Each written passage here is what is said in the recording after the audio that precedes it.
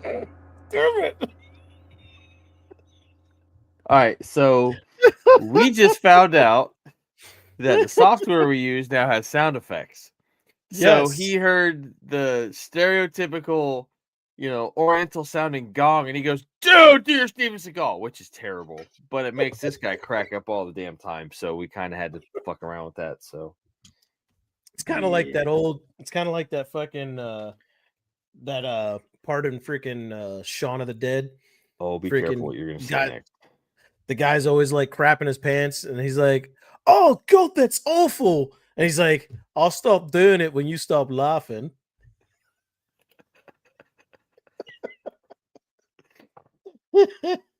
That's great. That's a gem of a fucking movie, let me tell you. Yeah. So, how are you, everybody? We've been gone for a little bit of time. We're sorry. Yeah, we have, yeah. We suck. We're like terrible friends that never call, never write, never just say, "Hey, what's up?" And we did not say why we were gone. Yeah. Big part of that was because of, just the nature of my job. I am in traveling sales now, so it's like everything is kind of like spur of the moment, kind of spontaneous, and I had a lot of traveling that I was doing, and I got really freaking busy. So that was part of it. Mako had some traveling he was I doing had as some well. traveling. Yeah, So my brother had a birthday party for his daughter. There's a long story there. New daughter, who's 6. I know that doesn't exactly line up and stuff, but he's been very blessed for the opportunity to become a parent of yeah, and foster a kid with the intent of adopting her. So that's been yep. fantastic. So I became an uncle, which Mhm. it's By cool the when you're way, like, it's cool by when the you're way, when Amy. No, but seriously, no. Congratulations to him. Love you, I Jamie. want which one of us is acting like they got a new toy. Hey, they can't give us No, sound shit and not expect me you to mess can't with give us sound effects and not expect to use them. Duh. it. Anyway, so I mean, it's really cool getting called uncle for the first time. Like it's different when it's dad, Yeah. but when the kid walks up and was like, "Hey, Uncle Dusty," I'm just like, "Oh, I love you." It's got weak in the knees. No, it was cool though, man. It was Your good to heart visit. grows a thousand times like the Oh Grinch, and you man, just had that. Jesus. I can't stop. No, you cannot. We're gonna be doing this at random times throughout but the show's only gonna get better because we got sound effects. Anyway, folks, It's like so it's like yeah. we saw that lady walking down the Oh street, and we no, were no, like, no.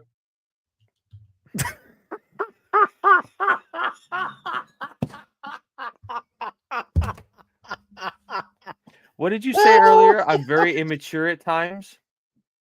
"Oh yeah, oh I'm infantile at times." That's the right word.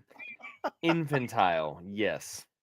Ah, So, if you're new you're to the only as old show, or you're only as old as you shut feel up. there, Let's get Bucky. into the show. Damn it, Jesus. Ah, If you're new to the show, hey, welcome. Thanks for stopping by. Hopefully, you like what you what's hear that? You and saw a or hot lady? see.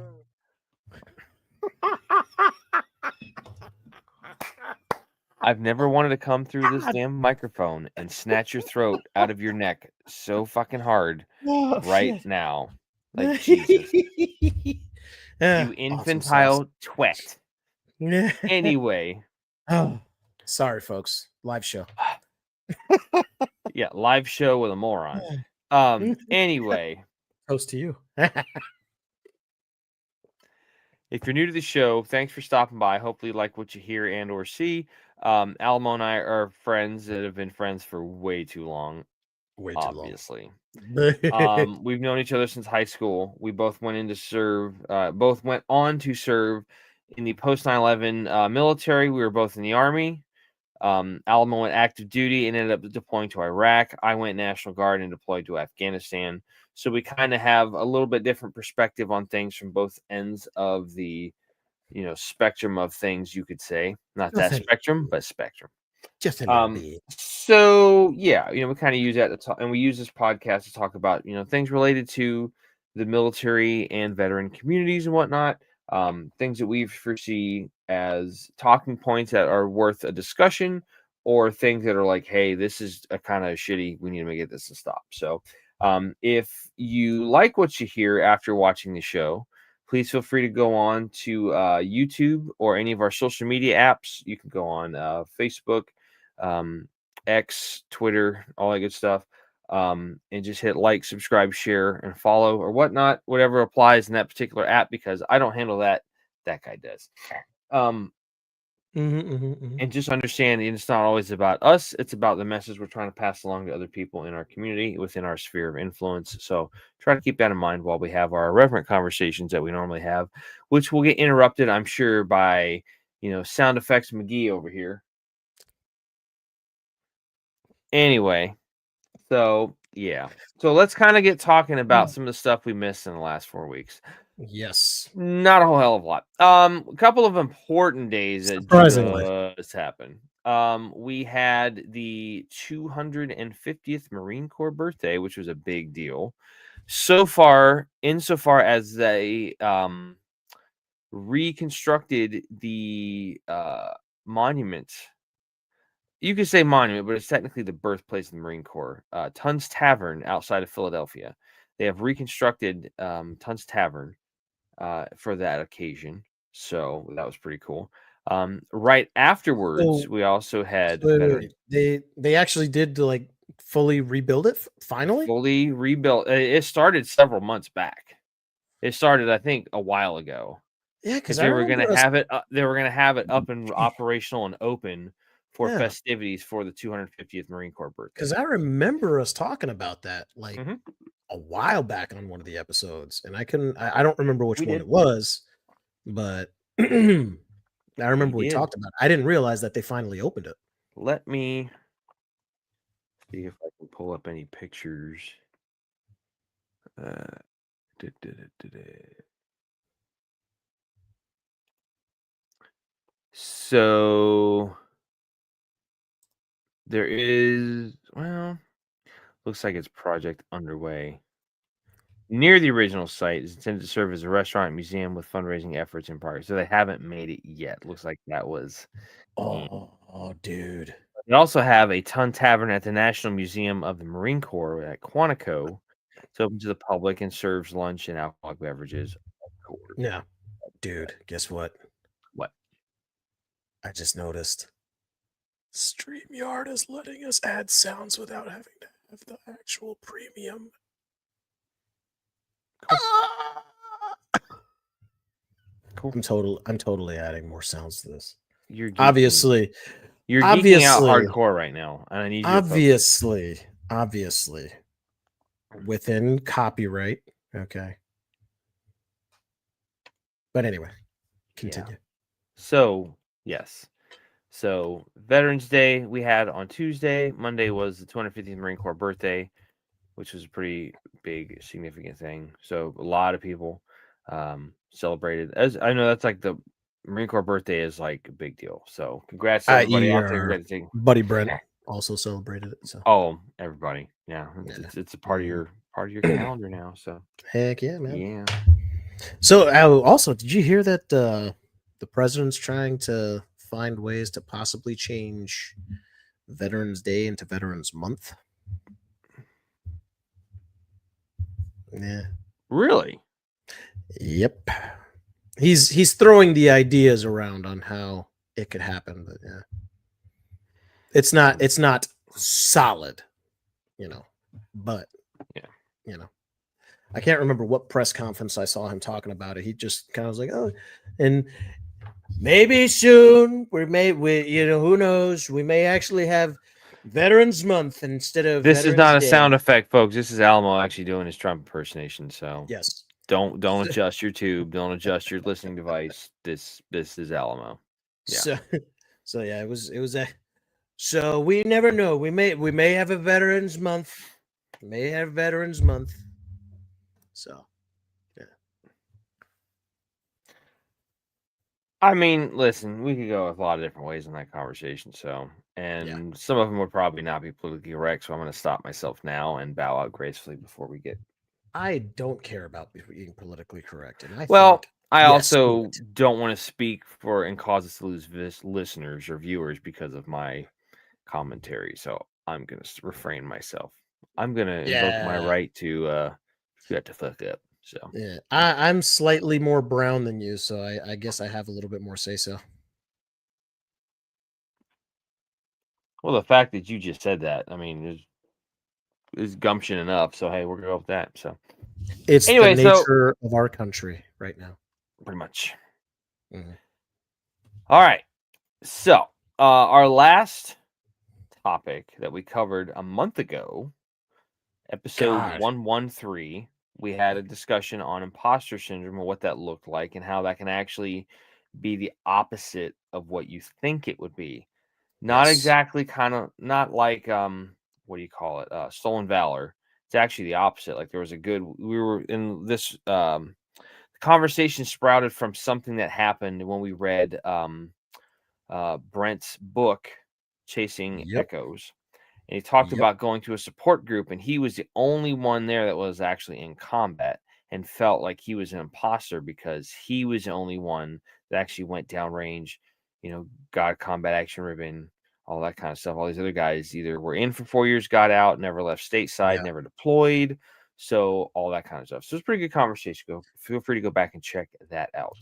yeah. I still feel like on that fucking note, man. Like you know, there are moments in time where I feel like honest to God, I really didn't do shit.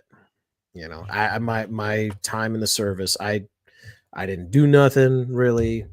I saw myself as like that goofy fucker that everybody used as just like entertainment, for a while we were just overseas, and it was like, did I really actually contribute to But that's the how you. But real war effort?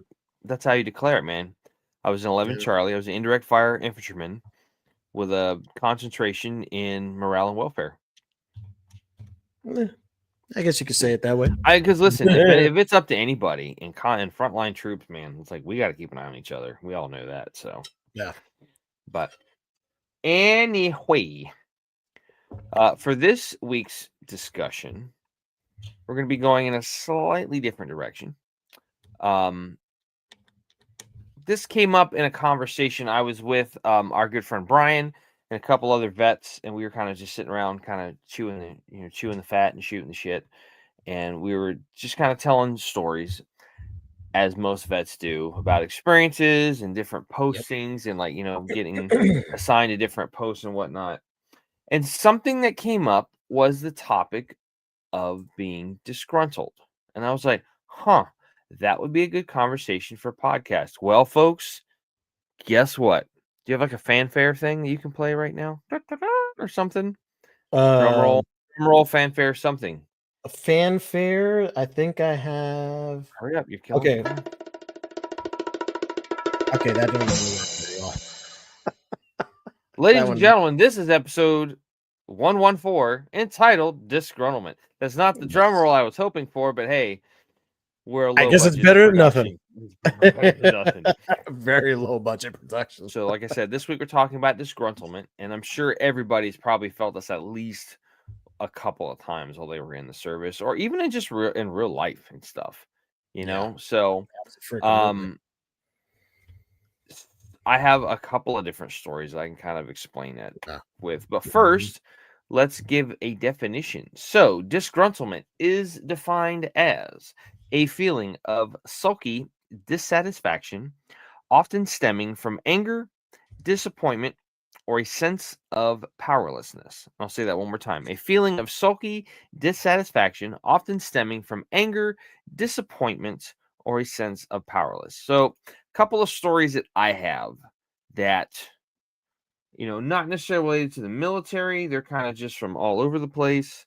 Yep, My yep. devices are all just going crazy. Oh, I want to give a Sh- shout out to War Daddy, Shut your shit real quick. off. I know he's watching at home. War Daddy, good to have you back, brother. Good to That's hear from right. you and stuff. Um, always welcome to comment on the show, man. We appreciate having you around. Appreciate your wisdom and tutelage and your completely spot on ability to call us a bunch of ass clowns. So good to have you back, War Daddy. Damn All right. right, so he just said, "Love you, kid." So yeah, disgruntlement. I think my first experience with disgruntlement was I was a senior in high school. Before I listen, I'm gonna pretty much out myself as a nerd when I was in high school. I know this. I've made peace with it, and if you haven't, well then that's on you. So as a senior, they give out these As you at see, our old high school. They gave out that's the these way you Master of sound. Medallion. Alamo, I want to fucking choke you out. So I want to smash your face in with that goddamn kettlebell sitting behind your chair. Shut up. Shut up, you idiot. Okay. What's that? You saw a hot lady? I said no, that's not even it. I was doing a Ren and Stimpy impersonation. You're a child. You're a damn child. Jesus, you're such an idiot. Sorry, We're not medals. even High 20 school. minutes in, and this shit's off the rails already, folks. Hold on to your lily white. Anyway, Oh so shit. as a senior in high school, our high school did this thing where they had what's called a Master of Medallion. It was for students Yes. that had a certain aptitude for being involved with certain programs. Like we did one for all the different music departments, for English and science and whatnot. Well, they did one for the other two music departments, for the choral department and for the orchestra department, but they didn't do one for the band department, for the band program and stuff. And it was kind of shitty because, and I'm not trying to call out my teacher at the time, but I think I caught him in a lie because I said it was either going to be myself or my very good friend of almost 30 something years, Amelia, because we were both real big into stuff, like constantly involved with it. I was like, we were both okay if you only had to pick one of us. And he's like, well, I didn't want to have to pick between the two of you. So I was like, okay. And for some reason, I had a wild hair up my ass to get the gumption to go over to the assistant principal for curriculum, Dr. Orr. And I said, hey, Oh my god, I remember Dr. Orr. yeah, yeah. I think he retired He like retired my as the principal from Hillsboro because yeah. somebody wouldn't promote him. For some reason, he kept trying forever to get promoted to principal at Yeah. Armwood and just never did. So he left and went to Hillsboro and Yeah. retired out of Hillsboro as Which when principal. did he leave? Because I don't he remember. was still there at least for a couple years when I was there. Yeah, I don't I don't remember when he recall, man. left. I don't recall. But anyway, I went into his office and I was like, "Hey," I said, "I'm sorry to barge in here, but I had a quick question for you." He goes, "Yeah, what you got?" I was like, "The Master Medallion ceremony." It's like, why wasn't there one given out for the band program? He goes, "Oh, that goes off a teacher recommendation." And I'm like, "Oh, okay, got it. Good to go." So I went back and I was like, "Yeah." So Okay. I forget what exactly he said, but I went back to my teacher and I was like, he said it comes off. He goes, "Yeah, I just couldn't pick between two of you guys." I'm like, "That's that's what it was." He said that it came from, it came from administration or something like that. And then I went back and said, "They just Gotcha. said it came from you." And he was like, "Oh, I couldn't pick between the two of you." And man, that I was pissed. I was really, really, really pissed because this is like the first time I'd really given myself to something and like gone the extra mile to do all the stuff and be involved and have like a leadership and a mentor role and stuff. Mhm. So much so that same day I went to first sergeant. First sergeant, I had ROTC that day. I went to first sergeant. I was like, I got a problem. I need to talk to you about. And he knew that for some reason, he just knew that I was serious because I didn't really talk to him too much, but like he could tell. I said, I got this problem. And this is what happened. And he gave me some really good advice. I think it was something like, every once in a while, you're going to see this scar and you're going to remember the story of the scar and how you got the scar.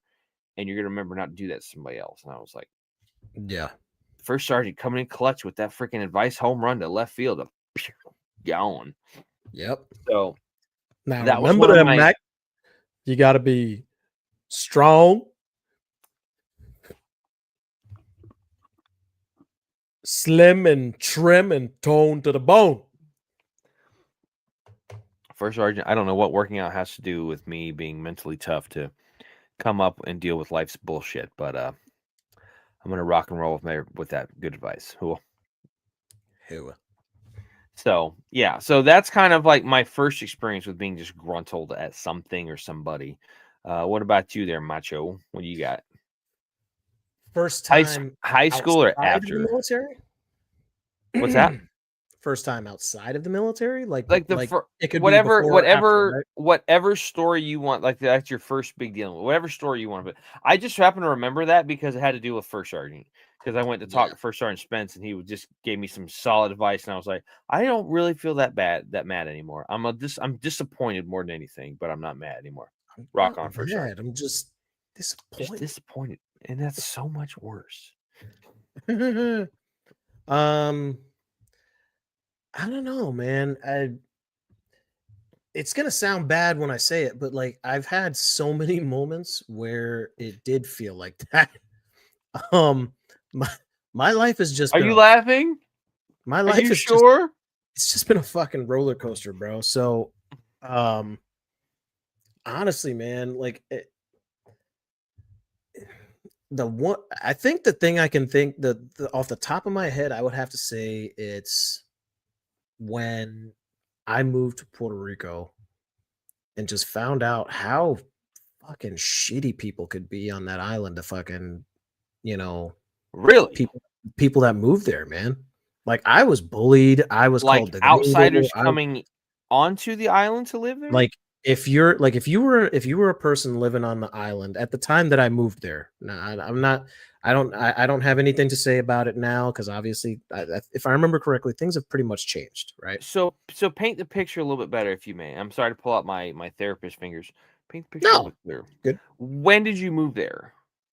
I moved there in the summer of 2000 and on the island for, How long did you live there for? 1 year. 1 year Okay. exactly. And it was basically my transition between from middle school all into high school because the next year after that we moved to Florida and I started in Armwood. So you went from New York, lived in Puerto Rico for a year, and then came to Florida afterwards. No, I went from New York, Kakalaki, South Kakalaki, Puerto Rico, Florida. I forgot about South Carolina. Which is that why your sister Cynthia lives there? No, she lives in North Kakalaki. North Carolina. I'm Cynthia. I'm sorry. Please don't hate me. Please don't stop talking to me. You're a lovely individual, and I enjoy our conversations. Yeah, Marty lives in South Kakalaki. That's right. My bad. Yeah, she loves South Kakalaki. But yeah, man, it just the amount of bullying, the amount of shit I got, which I'm, you know, like the amount of shit I got for being the Spanish kid that didn't speak Spanish, right? At the time. Withers just sent me a text. He goes, "Yo, bitch, I live in South Carolina." My bad, War Daddy. Love you, buddy. Keep going. Sorry. So yeah, but yeah, like it was a complete culture shock to me because I never expected I expected people to be, welcoming and wanting to help me out and trying to, and it just was not like that. I moved there and I was treated like a literal fucking outcast. Like, so, you know what I'm saying? So just to get a little bit better context, so it's because you were somebody that lived in the mainland who is coming to the island, as opposed to somebody who was born and raised and has only lived in Puerto On the Rico. island. That's part of Okay. it. That was part of it. That's part of it. That was part of it. Okay. The other part of it was that I didn't speak a lick of Spanish. Now, when I grew up, Really? Mhm. Like like when I grew That up. to me is culture shock because, like, I hear you on the phone with your mom and you guys start conversing back and forth in Spanish, or I hear you talking to other people, and I'm just like, it doesn't even click with me. And the fact that you Yeah. said you didn't speak Spanish, I'm like, Yeah, what? back then I didn't. Back then I didn't What? speak a word of it because, when I was growing up in New York, one thing my dad had an idea about was that, and I think this stemmed from honestly when he moved from the island to New York. War Daddy saying some other shit to you. He says I speak more Spanish than Alamo. so so so my dad Hola, when he mi freaking nombre is War Daddy. when Sorry, sorry. when my dad moved from Puerto Rico to New York, I mean the culture back then, shit, like what was like the 1950s, some shit like that. Yeah. I have to imagine it had to be tough. You had the Irish, you had the Italians, you had all these people, and Everybody's fighting for and their sense of belonging. yeah, Sure. and you know if you didn't speak English, you didn't get, you very most likely probably didn't get a job. You didn't get a lot of things that you probably should have gotten. You know what You I mean? were When you're kinda young. in most cases, like, shunned or something. Yeah. So for him, I think it was that, kind of trauma of having gone through that. You're going to learn English. And if you want to learn Spanish, you're going to learn it on your own time, and you're going to do it, and you're going to do it that way. Well, Shout out to your pops for realizing that's how it was gonna be and being like, "If you need to learn this, you better yourself." yeah. So, but that was the thing is like, Spanish never really got spoken in my household beyond like my mom talking to my grandparents and other stuff like that. Cause honestly, you know, I I had everybody, all my friends, everybody, all my family just spoke English to each other. So, growing up and having not like having maybe spoken like bendición to my grandparents and saying, hola nana, te amo, I love you, blah blah blah. There wasn't really Buenos noches when you leave and stuff, yeah. exactly. There wasn't really much of it done. So when I tell you I was ridiculed on the island, like it wasn't until I stood up and defended myself finally because I got tired of the shit. Um, and let's just say that after that, they respected me in the in not even in like where they had like a true respect. It was a don't mess with him or he's gonna do something to you because Yeah. they thought I was crazy because of how super angry I was when I finally stood up for myself. So it was more of like kind of like a fear, like, oh, don't mess with that gringo. You know me as Bruce Banner, but you may know me by my other identity. Oh, smash. Yeah. So it was from that point after that, like I just had this I had this just horrible taste in my mouth about the island and the people that lived there because I just saw them as like backwards and fucking ignorant. Like, dude, like how can you Bullies. like how can you treat it like how can you treat someone that way when The Isle of Enchantment? Fucking my ass, whatever. Nope. like Eh.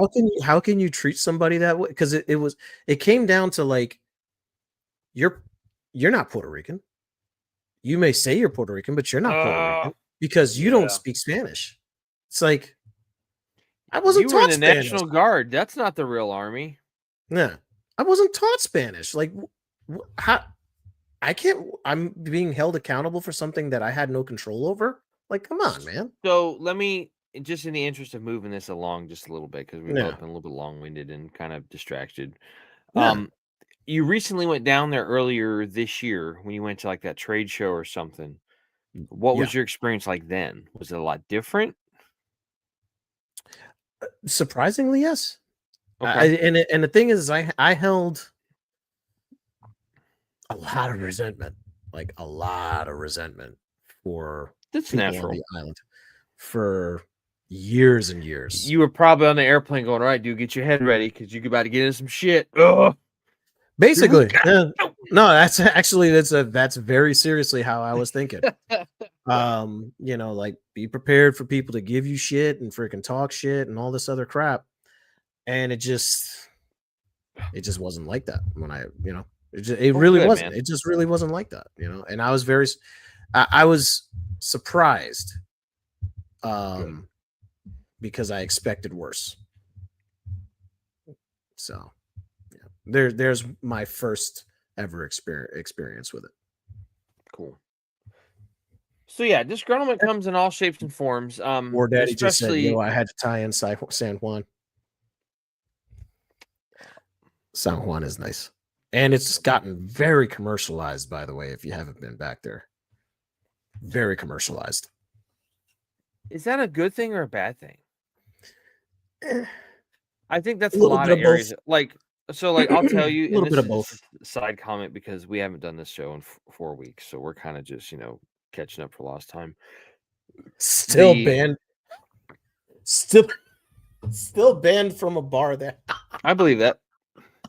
And I'm listen, sadly, I'm just from not the shooting little bit I smoke, know War about him, I Daddy. believe that too. I'm not throwing smoke, but that's like, hey man, good on you there, buddy. That's right. Absolutely. Yeah. If you ever got kicked out Oh of a shit. bar, were you even there to enjoy it? Exactly. So, but like Mhm. the town, so like when I went to see my brother, like he's in South Georgia. Like it's about 5 hours drive from where I live in Tampa. About And 4.5 for me, ish, depending on the day, probably about four time and of a day. half, maybe five. Yeah. Um, but I went I to mean, 'cause you, Tifton, dude. yeah. Just yesterday. So that's oh, Never asked the you waitress for a the wait, not the wait. Well, that could be waiters. Who knows? Could be waitress or waiters. I I don't just know. have to put this crazy ass comment on the. Hey man, it is what it is. That's War Daddy for you. Welcome back Oh. to the fold, my man.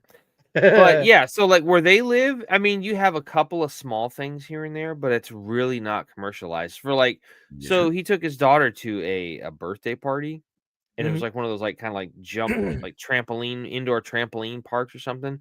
We had to drive like 45 minutes to the next town, which was like 35 miles away in Brunswick. So it's Yeah. like, okay, that's not bad. So, but like very rural, very in the sticks, quiet, slower pace of life. I'm like, I could do this. So, Nothing wrong with it. but anyway, let's get back on our conversation about being disgruntled. So, Right. this is something like we were talking, like I mentioned earlier. This is something I was talking about with some fellow vets, and this is kind of something that's come up from time to time. I think we've Yep. all experienced it in one way or the other. So, Oh yeah. um, In multiple aspects I and came across, times in my life. yeah, we came across a couple of articles. One of them, it's a little bit on the long side. We'll do our best to get through it as quick as possible. This was written by a gentleman who is named Mark D. Jacobson. He's an Air Force officer, professor, and writer. And there is a website called FromTheGreenNotebook.com. Now, listen, if you have spent any From time in the the military, green those note. green leaders books or those little smart books that you got, you wrote everything down and everybody's like serial number for their nods or their CCOs or all that kind of shit. Like the leaders book's what they called it.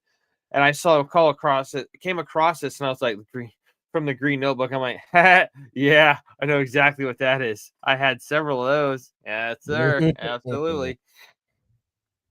But anyway, so we're gonna read this article real quick. It's called Harnessing Your Discontent in the Military. Okay. When I arrived at my first C-17A unit, I was chomping at the bit. Finally, after years of education and training, I was ready to join the fight.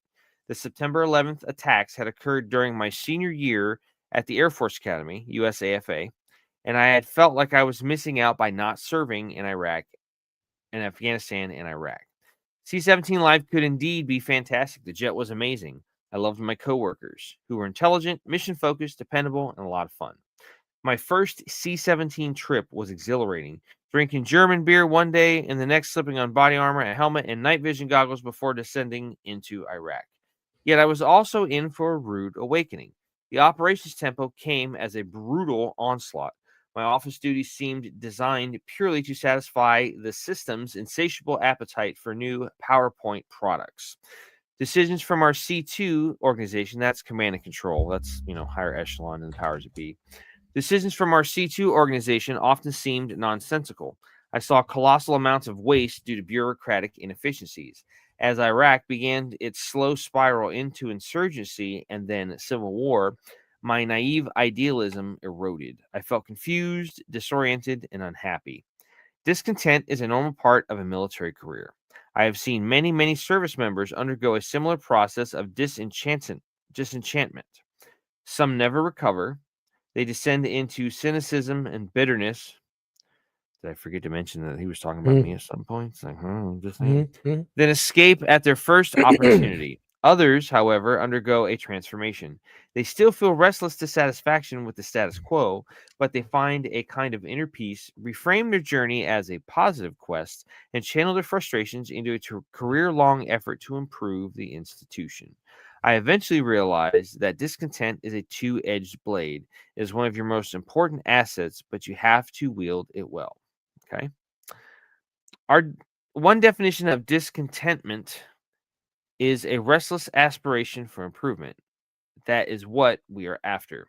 The most important thing that you can bring to military service is an ethic of integrity, professionalism, and excellence. You need to do what the institution asks of you, and you need to do it well. Everything builds on that foundation. The second most important thing that you can bring to military service is your discontent. Why?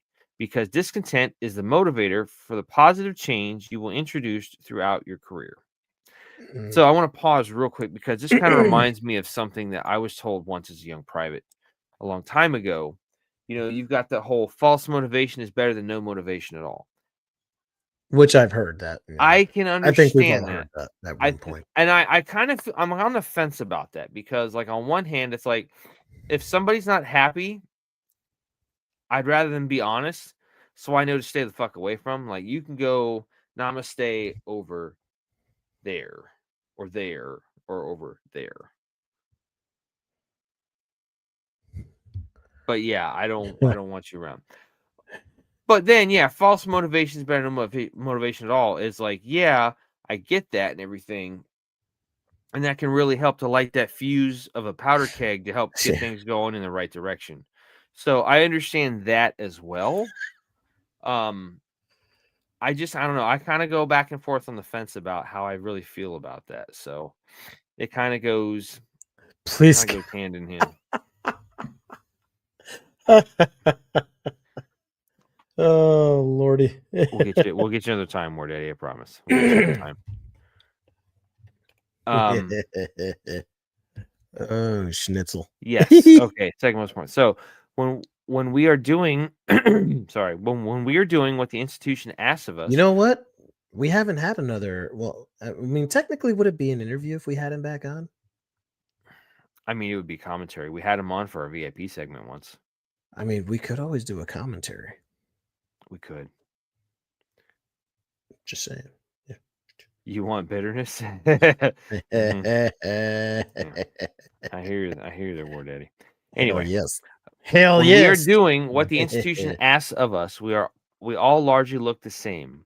Most modern military forces are based on mass production of needed skill sets. However, our sources of discontentment are deeply personal, the product of our individual temperaments, interests, and unique life experiences. It is our discontentment and our thirst for change that brings our individuality and creativity into our military service. That ambitious individuality, multiplied across the entire military, is the galvanizing force that works against institutional decay, perpetually renews our armed forces, and prepares us for certain futures. You can tell this was written by an officer. I'm just saying Mhm. because if it was an enlisted guy, every third word would be fuck. Just throwing that out there. No offense, sir. If you've written an article, Literally. so far so good. Just Literally. different context. Okay. Indeed. Discontent with the trench warfare of World War I is what led to revolutions in mechanized and maneuver warfare. Discontent with legacy thinking is what led to further revolutions in air power, space power, and cyber power. Discontent with toxic leaders drives innumerable NCOs and officers to lead better and to advocate for innovations in education, training, and evaluations that raise the bar for everyone. Discontent with family strain has fueled advocacy for spouse education benefits, easier cross state licensing, and more stability and predictability over the course of military careers. Most value adding innovations began with some individual soul who feels the strain of a problem and imagine ways to do better. Productively harnessing your discontent is not automatic, however. You must master your discontent or else it will master you. That means learning Yep. to manage your own emotions and steer your discontent into positive avenues of change. Yes. Yeah. So I know we said disgruntlement, but this kind of went hand in hand with it. We Yeah. did had we kind Essentially. of had a couple issues finding articles on disgruntlement specifically. We found another one, but it's from the Yeah. UK. We'll read that one Mm, next. So, yeah. And we've got a oh, couple my videos eyeball. too. We got a couple Yikes. videos too. One for US World War II vet and Oh, uh that's right. That's British what World those War other II links vet. were. Yeah, yeah, yeah. Cool, cool. Yeah. Yeah. I They're read short on. ones though. They're short ones though, because we know how grunt brains work. We're already 42 minutes in, and we've only been reading for about 5 minutes. So, Yeah. yeah, Yeah. we're out of practice, folks. Bear with us. Yeah. Our restless aspiration for improvement can originate in any number of ways. Here's a few that come to mind. Disappointment. We have such high hopes and excitements for our military careers, but often find the reality different. Anytime we encounter a disappointment, we have an opportunity to make military service more invigorating, rewarding, and satisfying. Underperformance. Military forces train and equip for one purpose: to perform at their absolute best in war. We should absolutely be discontent with underperformance because it is a kick in the ass to do better. Okay, threw a cuss word in there, sir. Rock on. Inefficiencies. Nothing is more infuriating to ambitious high performers than bogging down in wasteful inefficiencies. Unfortunately, these are endemic in government organizations that are highly bureaucratic, overregulated, and lack market incentives. I can't even with these damn comments from War Daddy. I can't see them because I'm on the article. I Oh, Jesus. Oh my fuck. That's a t-shirt right there, dude. Seriously. Just get I his face can't on it, even just think. going, oh my fuck. Yeah. You're Oh, gonna be a star of a jeez. t-shirt there, War Daddy. War Daddy says. That's fantastic. Misalignments. Modern military forces are incredibly complex with thousands of synchronized parts. Building such an organization takes decades and change takes time. That means the organization always lags behind the world. It frequently falls out of alignment, creating dangerous gaps, whether we are talking about evolving technologies, new organizational management constructs, or the shifting nature of family and social life for our troops. Our discontent is a summons to bring our organization into line with the modern world. And that's kind of what we're seeing now. That's the reason why they just got rid of they just combined training and doctrine command along with something else to make it T2 com, which is transformation and um To streamline. yeah, just streamline It. pretty much new stuff hitting the market. Streamline it. And you're Yeah. seeing a lot of that now. Like if you haven't seen it, they just introduced a new vehicle called the M1 1301 infantry squad vehicle, which is basically a badass like Chevy Colorado pickup truck that carries all 9 fuckers in the infantry squad. It's badass. It's not up armored. It's just it goes fast. It's light. It's fast. It's a quiet turbo diesel engine as opposed to that you hear of a Humvee fucking from 3 miles out. Like it's dope. It looks like something out of Halo. It's legit. I can't Yeah. wait for a few years for these things to go on to the surplus market. I'm gonna buy one. I'm gonna not have a house, but yeah, I'm gonna have a fucking Yeah. badass truck. We'll get all my buddies in it. We'll go camping. We'll go through scrolling through the woods and Yeah. up in Croom and stuff. Hell I yeah. mean, it's literally gonna be just like a one of those like I'm gonna drag my trailer with this fucking thing. I mean, that's really all it's gonna be. Yep. Because I mean, does it even have climate control? Because no, No, because it doesn't have a it's top. open air. It's open Yeah. air. It didn't even have a windshield. It's got a half windshield which you can put up, but you're gonna get muddy. Who gives a fuck? Yeah. I mean, the whole idea is to get you to about a click and a half out from the OBJ. It carries your shit, carries your ruck. You get what you Yep. need so you can carry more gear. Freaking, oh my To god. Jesus.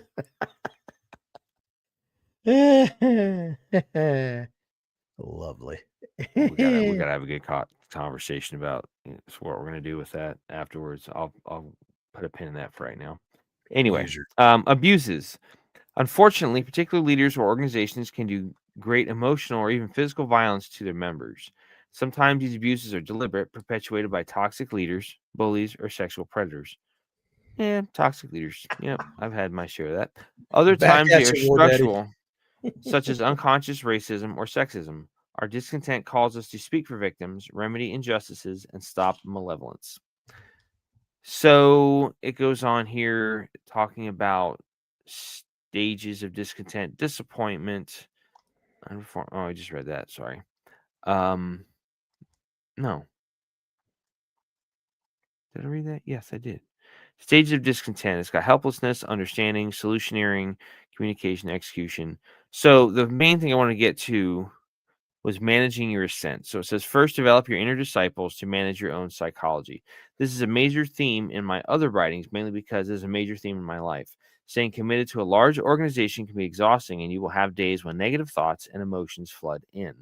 The challenges only compound as you make your ascent because each stage introduces new pressures and difficulties. Negative emotions will overrun you if you let them, undermining your effectiveness, your leadership, and your personal happiness. Many wise leaders have gone before you and have developed an arsenal of techniques to manage their inner journeys.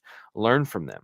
You want to lead from a place of inner centeredness that brings peace, confidence, and satisfaction. Second, always strive to keep climbing through the stages.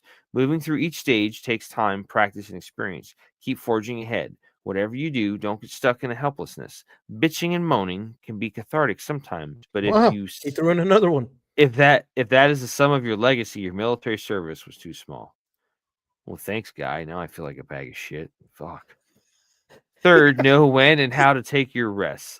A restless aspiration for improvement can deplete you, especially when you are fighting hard, sustained battles, excuse me. You need to replenish by focusing on whatever or whoever gives you energy, joy, and meaning. That can come through family, friends, work, spirituality, nature, books, hobbies, service, or almost anything else. Fourth, take your journey in community. The greatest joy in military service is a series of relationships you form along the way. True. At every stage, you will find mentors further ahead in the journey. Learn from them. You will also build a network of like minded peers. Finally, mentor others. When you see subordinates or peers feeling helpless, coax them along the journey, help them develop the understanding and skills they will need going forward. Forward. Mastering your discontent and steering all that energy into productive change is an essential part of the journey through military service. It is also essential for life. You can apply the same framework and skills to the private sector, your relationships, and other aspects of life. Discontent is a guiding compass that points to your unique insights and offering. Discontent is your gift to the world, but only if you let it be. So I know I didn't read a big portion of that because this one was going on forever. So I had to trim the Forever. fat out of that just a little bit. So yeah, I don't even know if I want to Oh read the yeah. second Yeah, one. yeah. So No, yeah, yeah, we were. I was I was first 24th though up in Washington State though. But I had Strawberry Patch for sure, yeah. Dr. BS. He was talking about the guy who wrote the article.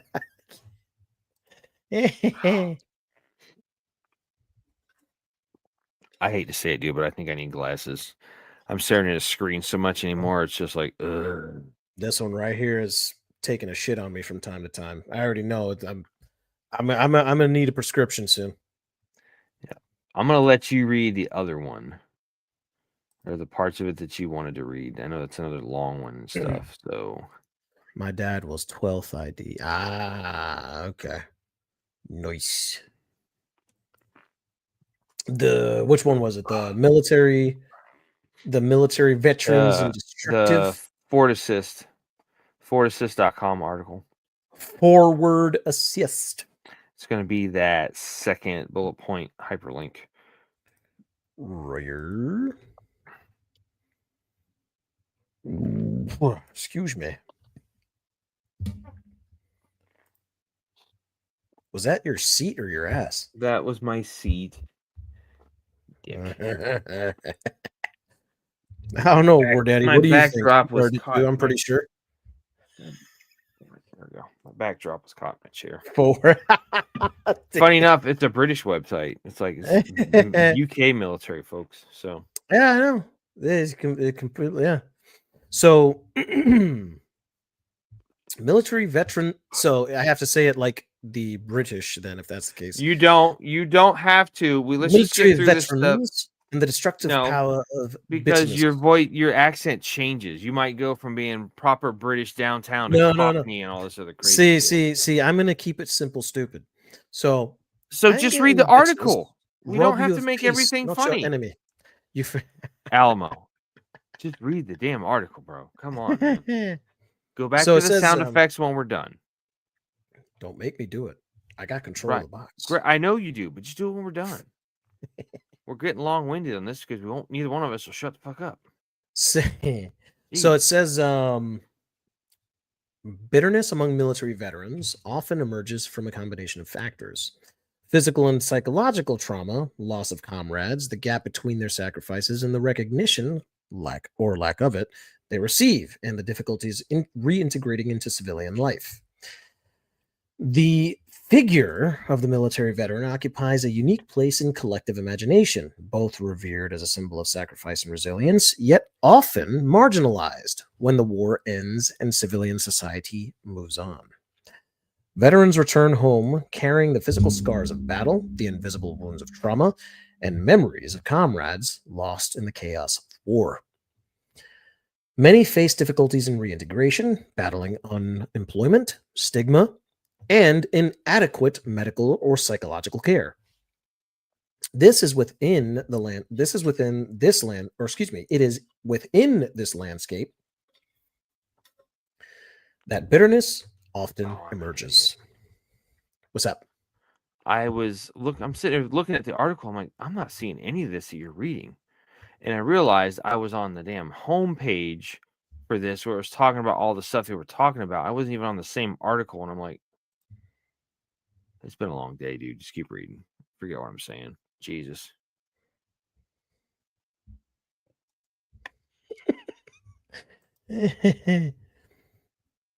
Freaking shit. Now you made me lose my spot. Where was I? Mm-hmm. Oh yeah, it is Resentment. within this. It is within the. Excuse me. Resentment or cynicism, or cynicism arising from perceived injustice or betrayal. Unlike momentary anger, bitterness tends to persist, shaping worldviews and relationships. Who are you telling?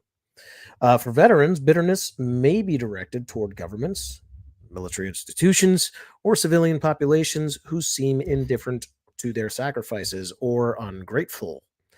Psychologically, bitterness may arise from unprocessed grief, military.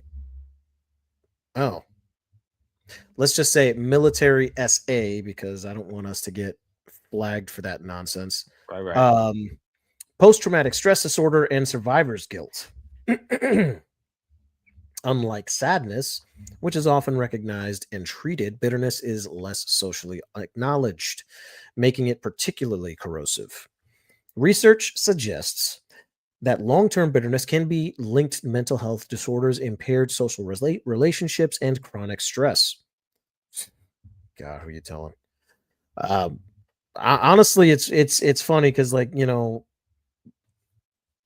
as much as I've heard about the British and how their veterans get treated,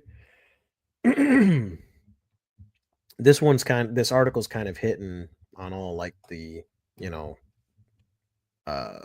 like kind of key points. The horrors of war leave deep impressions, as does MST, aka military essay. Witnessing the death of comrades, killing under orders, or living through near death experiences creates existential wounds. Veterans may return home to a society that cannot comprehend these experiences. The sense of isolation fuels resentment civilians will never understand. Many veterans feel betrayed by governments that send them to war but fail to support them afterward. In Facts. insufficient pensions, poor health care, or bureaucratic neglect confirm the perception of abandonment. Historical examples abound from MST veterans fighting for justice while facing hostility. Pause. Where did he ask me questions? Says, Mac, do I have issues? And my answer is no more than the rest of us, my good man. He also said this, Yes. which facts. Yeah. Because we're the last ones to actually get any real freaking, recognition for the problems we're facing. Continue, my good man. Where was I? To Afghan and Iraqi veterans struggling with the moral injury of wondering what their sacrifice and service actually achieved. Hello, this guy. Bitterness also stems from the gap between the high esteem in which military service is held in rhetoric and often lukewarm support given. Appreciation can feel hollow when accompanied by systemic neglect. A society has a moral duty to care for those who risk their lives on its behalf. When this duty is not fulfilled, bitterness is not only understandable, but morally justified. Veterans' resentment becomes a critique of the collective failure. History offers many examples of justified bitterness. After World War I, many soldiers in Europe returned to shattered economies and broken promises of care. Their delusionment contributed to the political unrest and generational trauma.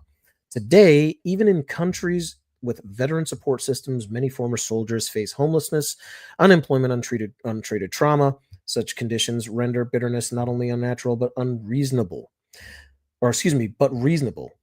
While bitterness may be justified, its long-term consequences can be problematic. Constructive bitterness fuels activism, advocacy for reform, and community building.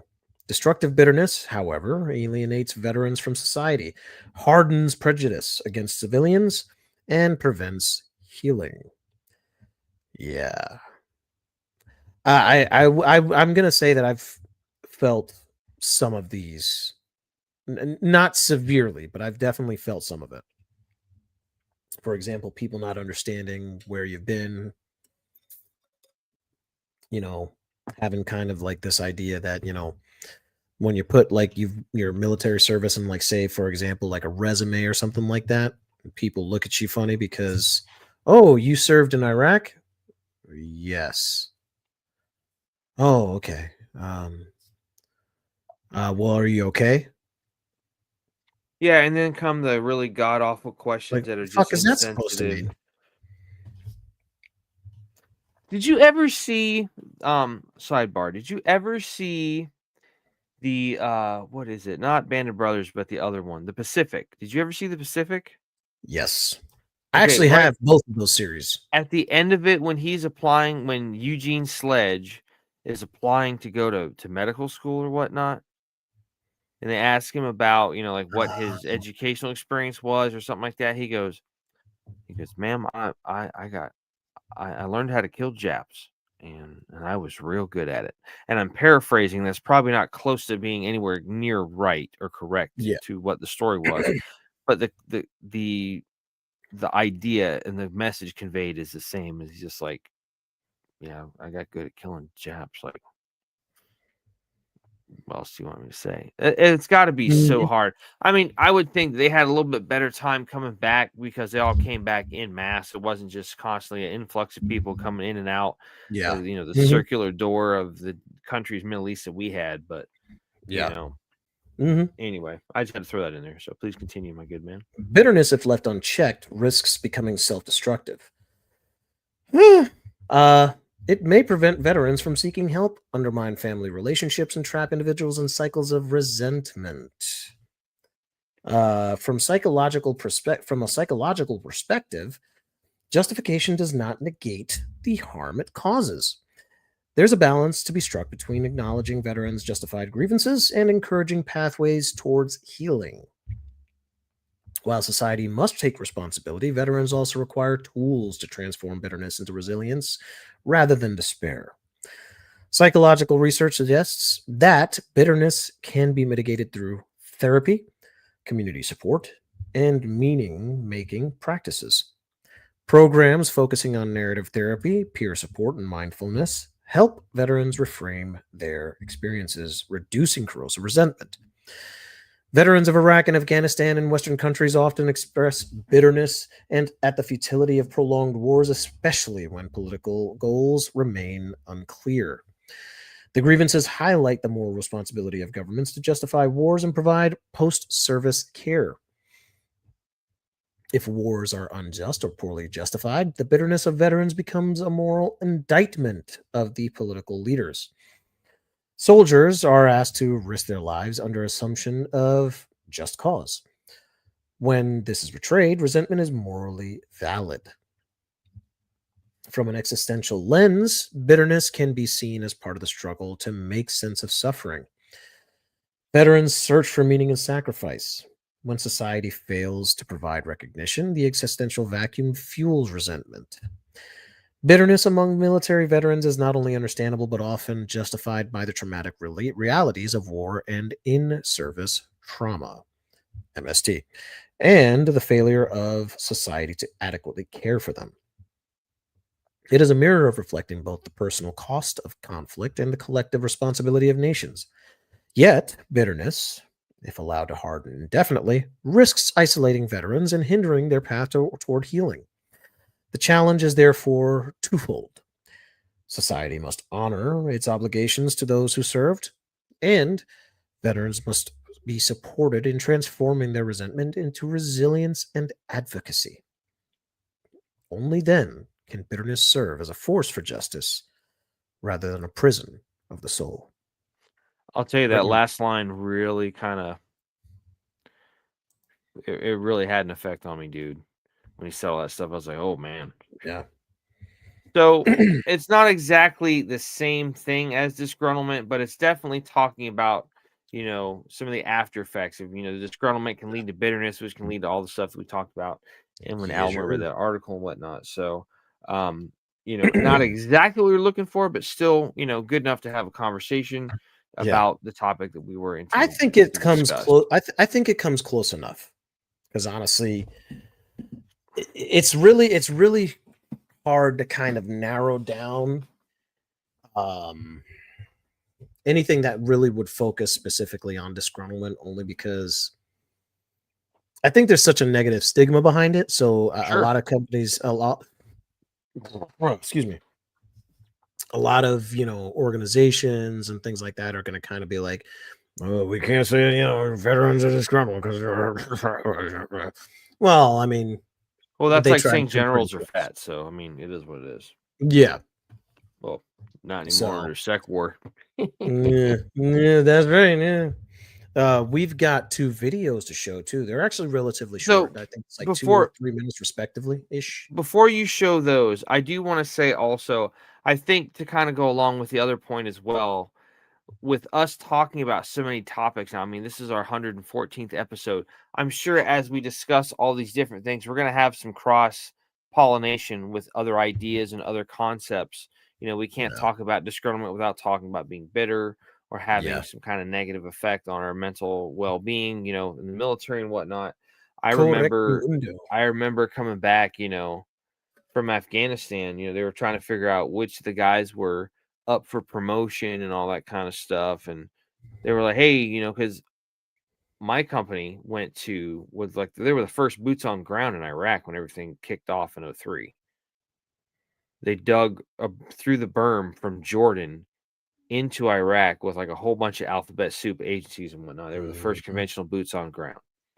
So all those guys were pretty tight. Like they're all tight knit and all that kind of shit. Hey, with So when I got back from Afghanistan, like, oh, you went to Iraq with us, right? I'm like, no, I didn't. You just went to Afghanistan. Roger. You didn't go to Iraq? No. Oh, okay. Well, we'll see what we can do. the guy behind me had also been to Iraq. He said, "Oh yeah, so and so, you went to Iraq too? Yeah, you've been to both. We're good. We're gonna get you hooked up, get you your 5 and all this stuff." And I'm like, uh huh. Excuse me. Tooey. I see how this works. So another little disgruntlement story there, but anyway, do you Mhm. have anything else you want? Oh, you want to play those videos? I'm sorry, I'm trying to be a little Yeah, cheeky. they're Just not making very sure. long. They're not very long. They're like 2 and 3 minutes respectively. All right. These videos are of a couple of veterans from World War II.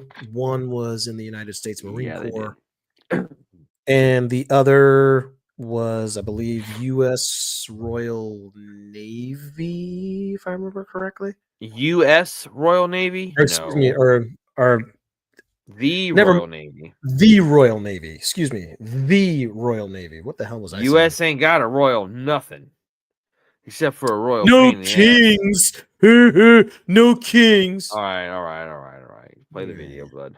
yeah. So, let's see. Where is it? So I'm gonna do the Marine Corps first. These are actually they're actually kind of sad, dude. Yeah. But you know, it is what it is, you know. Or shoot, did I actually hold on one second? Did I make sure I shared the sound? Because I've done that crap where freaking I tried to share the sound and or share the video, but it didn't share the sound as well. Also share tab all. Live show. Live Okay. show. Okay, we're good. We're good. We're good. I had to make sure. All right. And clicky. I don't know. I've lived a good life. I mean, I've had a lot of happiness, smiling, telling everybody that everything was beautiful every day. If I went into my church and didn't say everything was beautiful, they'd think I was sick. And I'm not that way. I mean, I sincerely believe in this old world that everything is beautiful. I mean, if I wake up in the morning and see these plants out here and all those flowers that are in there and the green grass on the ground, that's beautiful. And people don't realize what they have. They bitch about it. And then nowadays, I am so upset that the things we did and the things we fought for and the boys that died for it, it's all gone down the drain. Our country's gone to hell in a handbasket. We haven't got the country we had when I was raised. Not at all. Nobody will have the fun I had. Nobody will have the opportunity I had. This is not the same. That's not what our boys, that's not what they died for.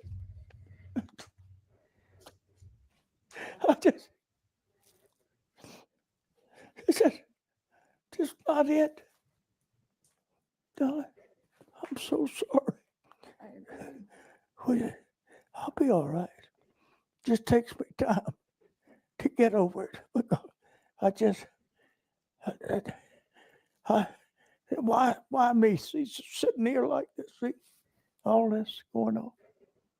It's crazy. Listen, it's just, Emily, it's just not, it's just not the same. That isn't what we fought for. Oh, well, I should be worried about it, I guess. I'm 100 years old, they say. That one will be I'm my not- fight. I worry about it. Yes, I worry. That will be my fight. Yeah. For sure. Well, okay. Now you just remember everything's beautiful, and live every day to the fullest. Just enjoy everything you possibly can. Wow. Yeah. So that was actually from a couple of years ago. And the things that he saw, you know, when he talked about how, and because I mean, in World War II, I mean, it's really like there's only a few films that have really gotten right what those guys really went through and what they had to do. And it's very rarely that like these guys had to do some truly evil shit to accomplish the mission they had to accomplish. And that's really what he was talking about, along with, obviously, the sacrifices they had to make and everything. And it sucks, man. It sucks. But he's got a point, though. He's like, all the He's- shit that we fought for is just, we're not going to have the same opportunities, Yeah. To think, okay, so you and I both grew up on the lore and the legends of World War II and Vietnam and all this stuff. Yeah. And we're getting to a point where those guys aren't going to be around anymore, and all that stuff, It's all going to be this gone. legend, it's just going to be gone. Just It's going to whispers be in the gone. wind, Mhm. And it's like, We got it just one more. it made me think about like when we're old and gray and closer to the end than the finish, Yeah. closer to the end than the start. We're Yeah. sitting there looking at it and like all the stuff that we fought for. I feel for that old timer, but like I just hope we don't have to go through that because it would break my heart, man. But We got one more. So, all right. Here's the Royal Navy.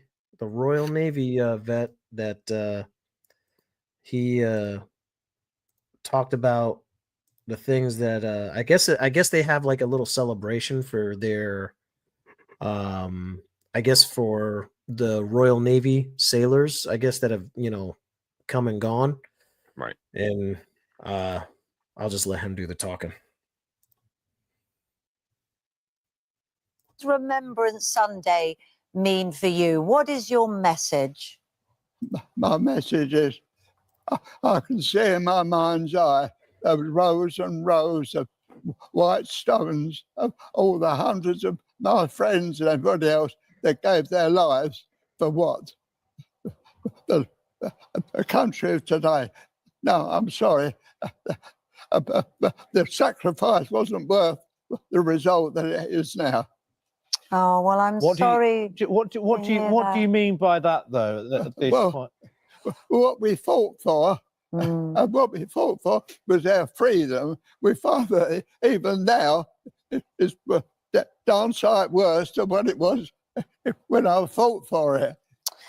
Oh, Alec, I'm sorry you feel like that, because I want you to know that all the generations that have come Yeah. since, including me and my children, are so grateful for your bravery and all that for service personnel. And it's our job now, isn't it, to make it the country that you fought for. You absolutely Exactly. fought That for. is it. And we will do. We want to. I'm so wonderful to know there are people like you that can spread the word around.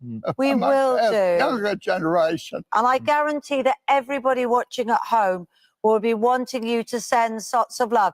We've got another little bit special thing for you, Alec. We've got the D-Day darlings here. Come on over, guys. You've got a little special present for him. Ooh. Come and give it if you can, to thank you for all your many brave years of service and others like you. This is our album, Alec, and I know you love a lot of the songs on there.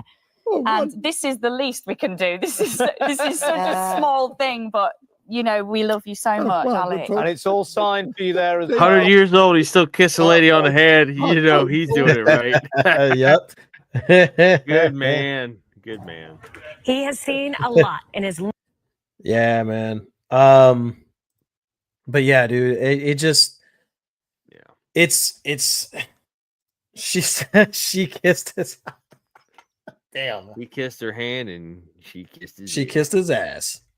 No. Yeah, it's sad seeing, these guys that I mean, arguably our greatest generation, right?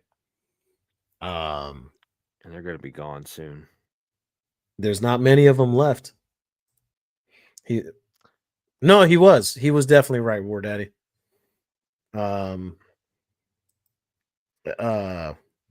But It's sad, dude, because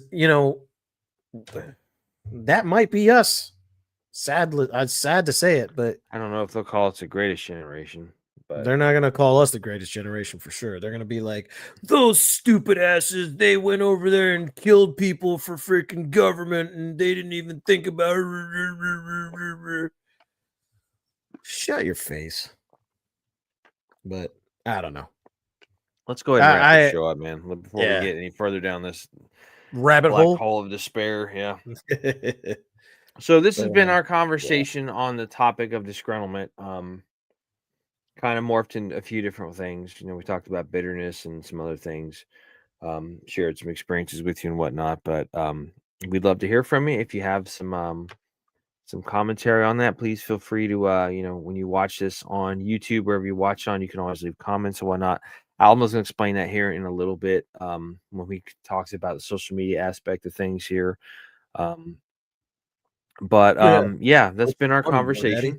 We appreciate you watching or listening to the show, and we'd love to hear your feedback. So this show, Alamo and I started this show a little over 4 years ago, which is crazy to think about. It's been that long. Yeah, Alamo and I, like you said, we went to high school together. We worked in the private sector together at a retail store in the firearms business in Tampa. Retail. We also had a good friend of ours named John, who, funny enough, his birthday was just last week. His birthday was the 5th of November. Fuck, was it really? Which is my mom's birthday. So yeah, it's easy to remember. But 5th of yeah. Remember the 5th of November. So John was a great dude.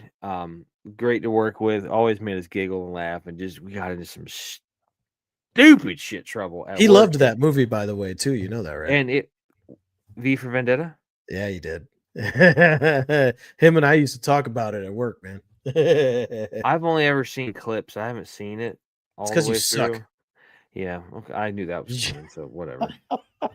No, it's one of the Wachowskis' final actual good movies.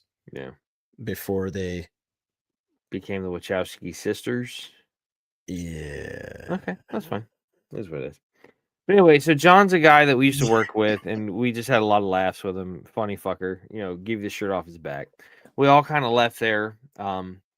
Ended up working an event down the road for Alamo's wife Tisha. She has an organization called FlipsideMentorship.com. Check that out. They are doing wonderful, wonderful things over there. And she asked me to work with them for an event. And I said, sure, absolutely. Well, because of that, Alamo and I got to hang out for the day and just be complete asshats. And we were like, dude, we got to do more stuff to hang out together. It's like, yeah, we do, don't we? Yes, sir. So we kind of talked about it here and there. And, Alamo brought up doing a podcast. I'm like, dude, I don't know shit about a podcast. He goes, bro, they put a fucking monkey in outer space. How hard can it be? I'm like, facts. True words. True words. Later, words. We kind of tabled that conversation, and down the road we found out that John had unfortunately committed suicide. And we were both taken aback by it. I remember finding out from a Facebook post from one of his friends, and I was just like, I was absolutely destroyed, gutted, all that good stuff. I called Alamo. I was like, hey man, did you hear about John? And I believe you said, no, his birthday's coming up. I got to call him. I'm like, you can't. He's gone. So for me, that was kind of like the aha moment. I was like, dude, podcast, like, let's get off the starting blocks. Let's start moving towards the OBJ. So kind of started conceptualizing what this would be, what this journey would look like, the name and everything else. We settled on the Battle Bros podcast because something you hear a lot in the military is you always go with a battle buddy, somebody you always have with you by your side, at the very least one other person to kind of go with you through different things. But Alamo and I have been friends for so long, he's like my brother. Yeah, so that name, he suggested the name, and I was like, yeah, let's do that. So along with this, we came up with the Battle Bros Code. And what the Battle Bros Code is it's 4 easy things you can help to remember that will help you when you're having a tough time. Okay. If you can remember these things when you're having a tough time, it's going to help keep you kind of on the right side of things and all that other good stuff. And it's easy to remember. Okay. BROS. You can't mess that up. You really can't. We designed it to be kind of very easy to remember because, you know, Intuitive. keep it simple, stupid kind of thing.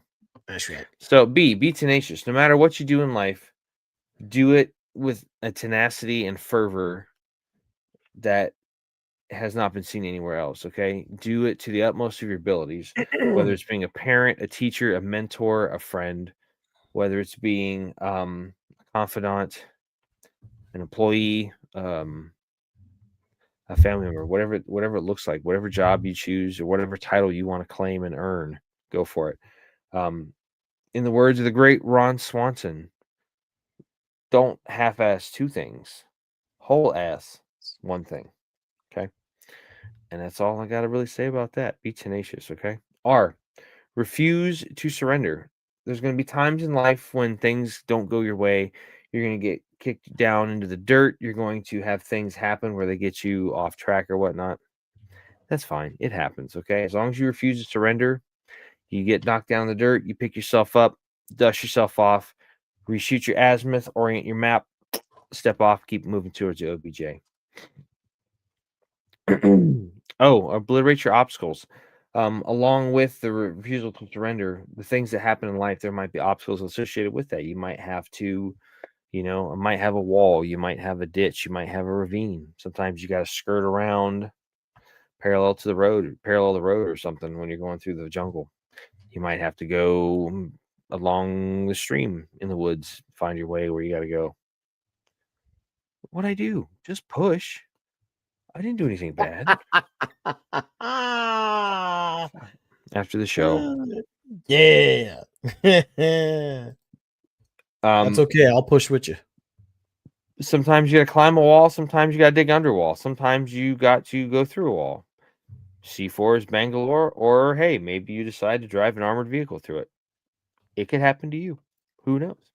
Obliterate your options. Just that thumb going out of nowhere. That's great. Obliterate your obstacles. Exactly. S, most importantly, seek out help in a time of need. Yes, indeed. Like we talked about with our good friend John, I wish somebody would have been there to stop him from taking that, to choosing that solving a temporary problem with a permanent solution. Okay. There isn't anything I wouldn't give to have John back here because he's a guy that deserves to be here. He deserves to have a story told. You deserve to hear the guy laugh and tell stories because he was fucking phenomenal at that shit. All right. Did I tell you about just loved to laugh, right? Did I tell you about the time me and him got drunk and started shooting arrows into his freaking garage wall? You did. Yes. You did previous. You also told me the story about him choking at your wedding, and he's just like, oh shit. And all the people in your family's all nurses, and they're like, this is the hand and arm signal for that shit. Exactly. I can see John doing that. If you ever find yourself in a situation where you're not doing too good, don't have that old school way of thinking of, I'll just tough it out, because a lot of times you don't. Yeah. Okay. Reach out to somebody. Okay. Humans are social creatures by design. We do better in groups. So don't try to go through shit alone. Okay. If you feel like if you ever feel like you're going to harm yourself, okay, take a second, pause, and call somebody, whether it's a friend, whether it's a family member, fellow service member / family member, whatever the case may be, somebody that knows what you're going through, somebody you can confide in to this kind of, what this looks like. Yeah, mine's been freaking buggy all night, dude. It's been watering and like doing all this crazy stuff. Maybe the allergies or something. That's exactly what I was thinking, because I just thought about taking mine in like 3 days. Yeah. Oh, that might help. Yeah, I started getting back on the Zyrtec for that reason. Yeah. What was I going to say? Oh yeah. So seek out. Reach out to Call. somebody. If you don't have anybody, there are options out there for you. Okay. If you feel like you're going to harm yourself, there's, the suicide prevention hotline. You can dial 1-800-273-8255. Again, that's 1-800-273-8255, or just dial 800-273-talk. Tango Alpha Lima Kilo. Okay. You can also dial this 988. Again, that's 988. Once you get on there, you're going to dial, press 1, just talk to somebody on the line. They have somebody there available 24 hours a day, 7 days a week, and they will talk you through your moment of need and crisis. Okay.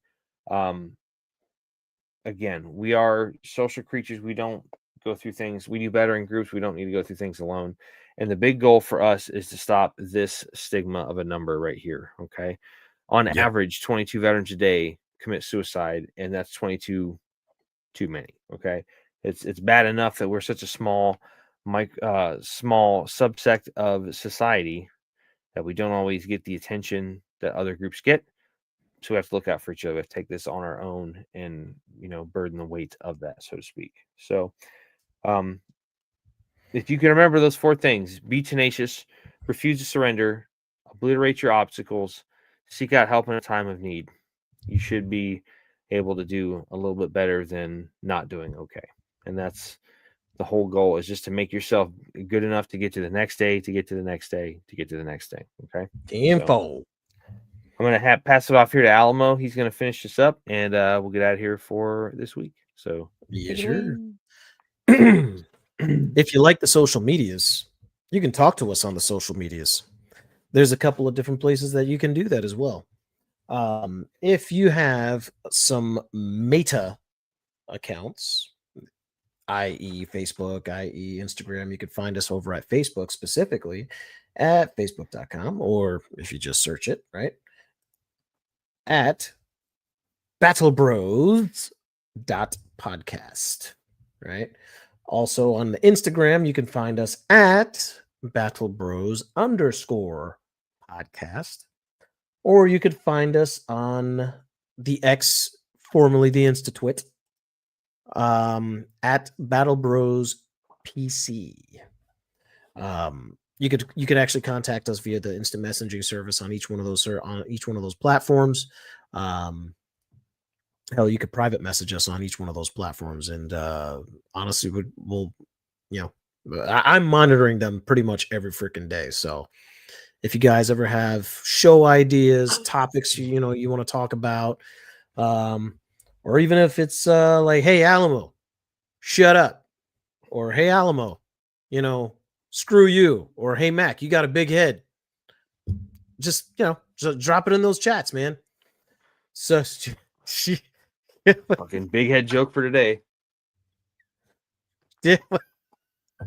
Does it have a rim shot on there? You should have done that. Yes, sir. So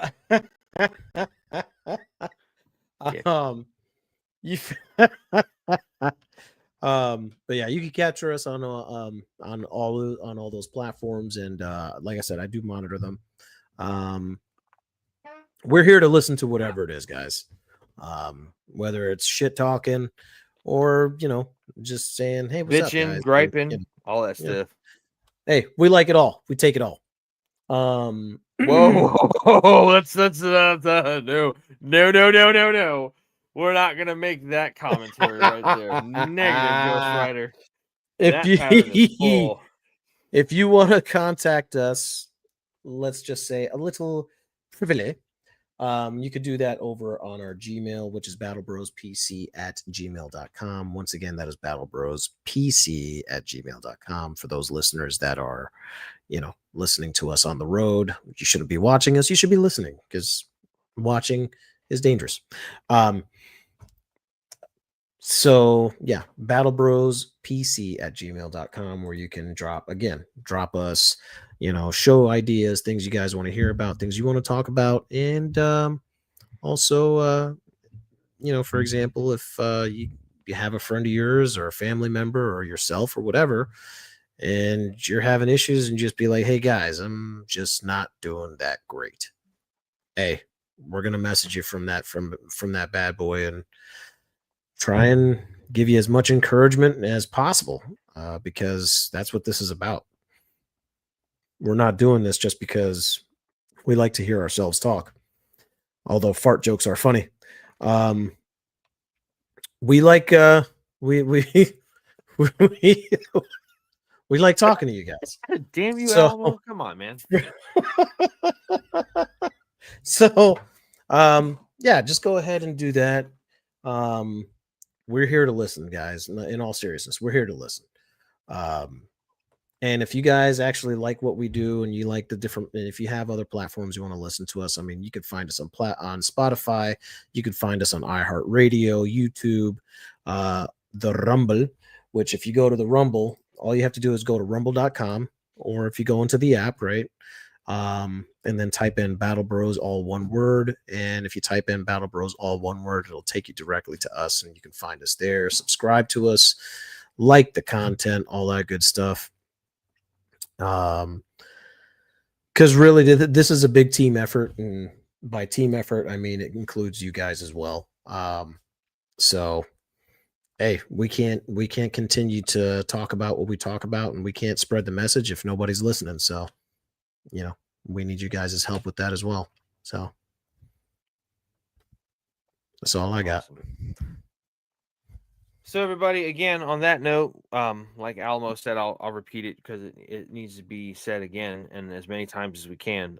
We cannot do this podcast without everybody watching or listening at home, or in your car, or wherever you can. Maybe this is your way of just getting able to have some free time to listen to something besides, people screaming and being crazy with each other nowadays. I get it. I do it all the time in the car. We thank you for being part of this journey with us. We could not do it without He you. listens in the car. He listens. He doesn't watch. That's not safe. Listen to the car, yes. Absolutely. Shut up and let me talk, damn it. We could not do this show without you guys, so we appreciate it. Sometimes it's not about you hearing the message, it's about you hearing it so you can pass it along to somebody else that the message needs to have more impact upon. And that is okay, because that's, somebody's plan upstairs, and so be it. I get asked all the time by my daughter, how many followers, how many, viewers do you have? And I said, sweetie, that's not a metric that I track. I said, if we can stop somebody from, unaliving themselves because things have gotten too heavy and too hard, I'll take that win all day long. If it means, I got 4 listeners or something, great. That's fantastic. But we're here to, help people get to a better place if they're not in a good place, and to maintain a good place if they are there. So, but again, that being said, thank you so much for watching this week's episode. This has been episode 114, entitled Disgruntlement of the Battle Bros podcast. My name is Mac. My co-host here is Alamo. Thank you so much for watching. And just remember, be tenacious, refuse to surrender, obliterate your obstacles, seek out help in a time of need. If you can do those 4 things, you're going to be doing okay. So until the next time, remember those, and be safe, and we'll see you down the road. That's right. Battle Bros out. Speaking of hard, by the way,